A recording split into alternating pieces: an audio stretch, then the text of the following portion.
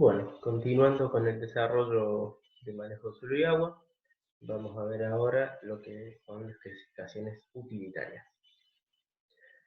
Los objetivos de este práctico van a ser, por un lado, adquirir los conocimientos teóricos y conceptuales sobre la clasificación de suelos interpretativas con fines utilitarios de mayor uso del país, y a su vez tomar conciencia de la distribución de capacidad real de uso de los suelos de la provincia de Córdoba.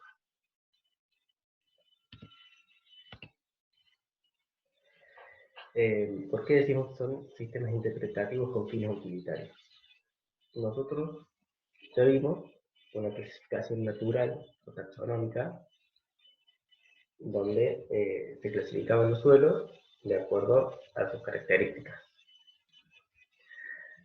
Pero ahora lo que hacemos con estos sistemas es clasificar esos mismos suelos en base a un fin que nosotros queremos aplicar, para ver cuán aptos son o no al desarrollo de nuestra actividad. Dentro de eso, vamos a ver, por un lado, la clasificación por capacidad de uso. Después vamos a ver en otro video la clasificación por el índice de productividad. Y en un tercer video vamos a ver una clasificación de suelos para producciones bajo riego, que es el índice de Story.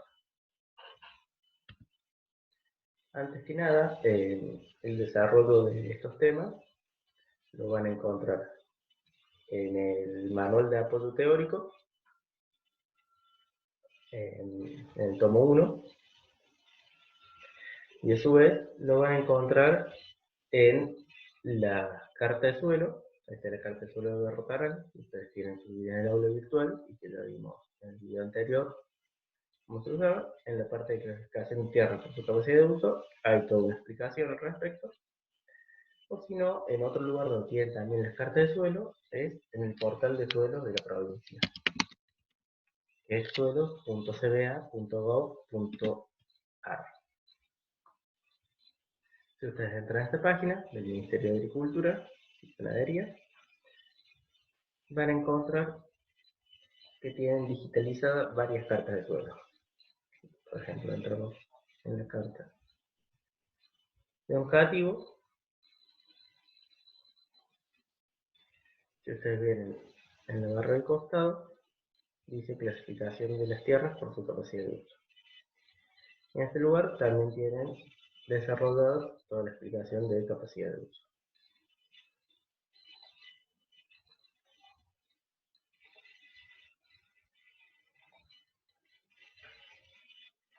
Entonces, ¿qué dijimos? Bueno, dijimos que era una clasificación interpretativa, explicativa, pero se apoya en una clasificación taxonómica, que va a describir las características y las propiedades del suelo. ¿Y cuál es el objetivo? Asignarle a cada tipo de suelo su capacidad agronómica. ¿Para qué nos va a servir esto? Y nos puede servir para ver si nosotros estamos subutilizando o explotando de más, por ejemplo, un suelo en el que estamos. O si nosotros queremos trabajar en un lugar que no conocemos, nos va a servir para identificar qué tipo de suelo y qué tipo de actividades se pueden desarrollar en esa zona. ¿En qué se basa la capacidad de uso? Se va a basar en la incidencia del clima y de características permanentes del suelo sobre distintos factores, sobre el riesgo de ocasionar daños al suelo, las limitaciones de uso del mismo, la capacidad productiva y requisitos de manejo. ¿A qué llamamos características permanentes del suelo? Son las características que no pueden modificarse por ser inherentes del mismo o porque no existe una posibilidad económica de hacerlo. Por ejemplo, que no pueden modificarse por ser inherentes del mismo, vendría a ser un suelo de tierra, por ejemplo, en el que tenemos muy poco desarrollo de perfil. Y que no puede modificarse por una cuestión económica, vendría a ser, por ejemplo, un suelo que tiene mucho anegamiento, que se anega todo el tiempo.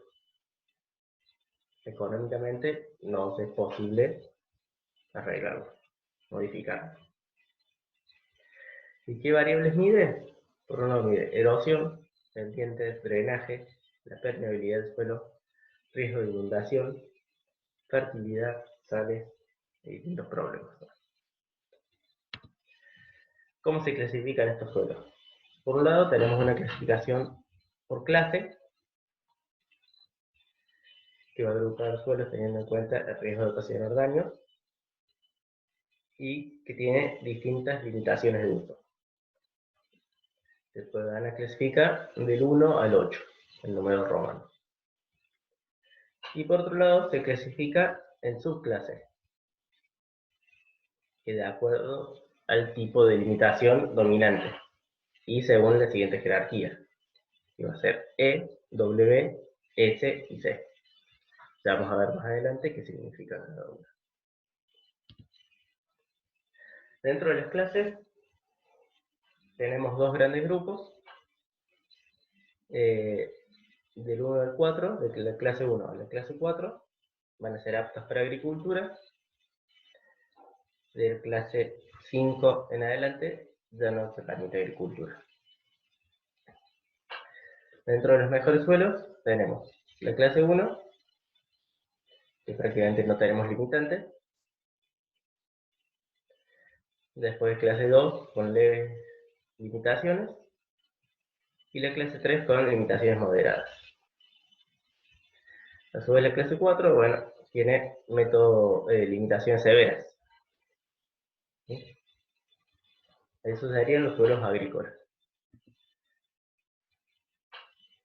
Los que no son agrícolas, vamos a tener la clase 5 y la clase 6, que nos van a permitir hacer siembra de pasturas. La clase 7, que ya tiene limitaciones muy graves y que únicamente nos permite pasturas naturales. Y la clase 8, que ya nos permite producciones agropecuarias, sino que van a ser útiles para reservas o animales silvestres.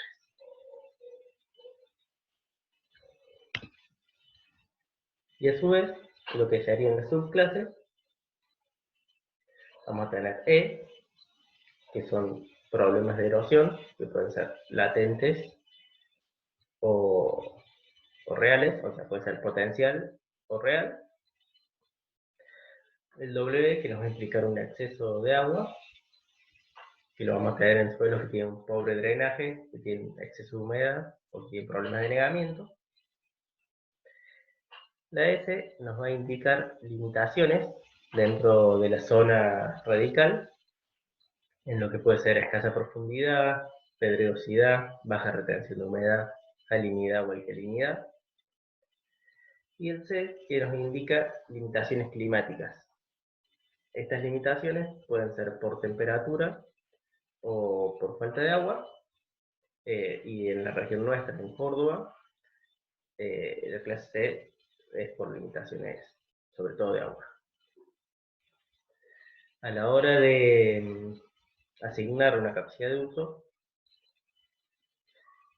podemos utilizar únicamente dos subclases, de acuerdo a la jerarquía que vemos aquí. Entonces, por ejemplo, si nosotros tenemos un suelo que tiene problemas de erosión, que a su vez, no sé, puede ser alcalino, por ejemplo, y por encontrarse en semiárido, tiene limitaciones climáticas, únicamente vamos a poner la subclase E y S. La C todavía está, pero a la hora de escribirlo no lo vamos a poner. Si nosotros vemos el mapa de capacidad de uso de la provincia, podemos observar que los suelos con mejores capacidades de uso se encuentran al este y sobre todo al sureste de la provincia, con los mejores suelos de la provincia, donde incluso tenemos suelos con clase 1. Y a medida que nos vamos a la zona más árida, la capacidad de uso va disminuyendo. Si nosotros nos fijamos, por ejemplo, en la carta de suelo, volvamos a la carta de suelo de Rotarán,